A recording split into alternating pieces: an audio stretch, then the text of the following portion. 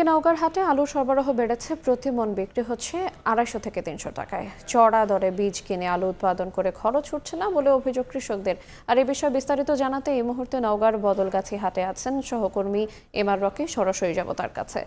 Rocky, প্রান্তিক চাষিরা তাদের ক্ষেত থেকে বিভিন্ন বাহনে করে এই মুহূর্তে হাটে আলু তুলছেন বিক্রির জন্য, এবং এই হাটে আমরা দেখছিলাম চলতি সপ্তাহে পর্যাপ্ত আলুর সরবরাহ,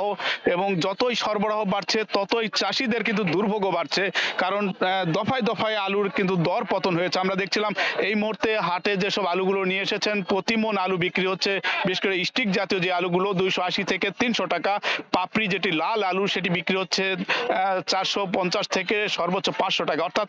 5 থেকে 60 টাকা বা 8 টাকার ঘরে প্রতি কেজি আলু এই মুহূর্তে বিক্রি করছেন চাষিরা। এবং চাষিরা বলছেন এবার একদিকে উৎপাদন করতে গিয়ে বাড়তি খরচের বোঝা তাদের টানতে হয়েছে, বিভিন্ন খরচ বেড়েছে, চড়া দরে বীজ কিনতে হয়েছে, কিন্তু হাটে এনে ন্যূনতম কিন্তু তাদের এই উৎপাদন খরচ তারা তুলতে পারছেন না, এবং এরকম একটি দরের কারণে চাষিরা ব্যাপকভাবে হতাশ প্রকাশ করছেন। এবং এই হাটগুলোতে স্থানীয় যেসব ব্যাপারী রয়েছেন তারাই মূলত আলুগুলো কিনছেন, এবং নির্ধারিত তাদের মতো দর বেঁধে দিয়েই এই আলুগুলো কেনার কারণে কিন্তু এই মুনাফার যে খাতটি তা কিন্তু চাষিরা না পেয়ে পুরোপুরি ভাবে কিন্তু ব্যবসায়ীর পকেটে চলে যাচ্ছে, এমন অভিযোগ করছেন। আমরা দেখছিলাম ভোর সকাল থেকে নওগাঁর এই বদলগাছি হাটে এই মুহূর্তে রয়েছি, পর্যাপ্ত আলুর সরবরাহ, ব্যাপক পরিসরে চাষিরা কিন্তু তাদের উৎপাদিত এই আলুগুলো এনে এই মুহূর্তে কম দরের কারণে অনেকে কিন্তু ফিরে নিয়ে যাচ্ছেন, অনেকে বিক্রি করেছেন, কিন্তু তারা বলছেন যে এবার এরকম একটি দরের কারণে যে খরচ হয়েছে পার বিঘায়, প্রতি বিঘায় যে পরিমাণ খরচ করেছেন তার অর্ধেকে কিন্তু এই মুহূর্তে এই হাটে আলু বিক্রি করে তারা তুলতে পারছেন না। এবং স্থানীয় কৃষি বিভাগ বলছে জেলায় এবার প্রায় 35,000 হেক্টর জমিতে আলুর আবাদ করা হয়েছে, এবং এইসব আলু কিন্তু দফায় দফায় বিভিন্ন প্রতিকূল পরিবেশ মোকাবেলা করে এই শেষ সময়ে এসে চাষিরা এই মুহূর্তে হাটে তুলছেন, কিন্তু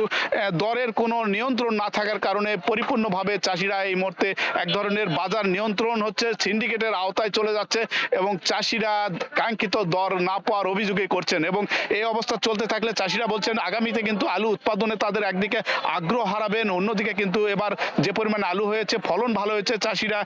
যে পরিমাণ ফলন পেয়েছেন কাঙ্ক্ষিত ফলনের মুনাফাটা কিন্তু তারা না পাওয়ার কারণে পরিপূর্ণভাবে এই বাজার ব্যবস্থাটা ব্যবসায়ী দখলে যাওয়ার অভিযোগই করছেন। এবং সকালে কিন্তু সরকারের যেসব দপ্তর রয়েছে নজরদারি, সেই দপ্তরগুলোরও কিন্তু আমরা এখানে দেখা পাচ্ছি না, ফলে বাজারটি কিন্তু অনিয়ন্ত্রিতভাবে এই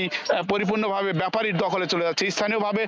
যেসব কোল্ড স্টোর রয়েছে সেই কোল্ড স্টোরের ধারণ ক্ষমতার কিন্তু অনেক বেশি আলু উৎপাদন হয়েছে, এবং উৎপাদিত আলু এই মুহূর্তে চাষিদের দিক থেকে বলা হচ্ছে যে যদি বাজার ব্যবস্থা সঠিকভাবে নির্ণয় না করা যায় আগামীতে কিন্তু এই আলু উৎপাদনে তাদের পরিপূর্ণভাবে আগ্রহ হারাবে, এবং এই আগ্রহ হারালে আলুর দর কিন্তু আবারও একটা অনিয়ন্ত্রিত বাজার ব্যবস্থায় চলে যাওয়ার কথাই চাষিদের দিক থেকে বলা হচ্ছে।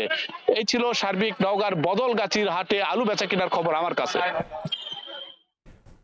আমরা সরাসরি যুক্ত ছিলাম নওগাঁ থেকে।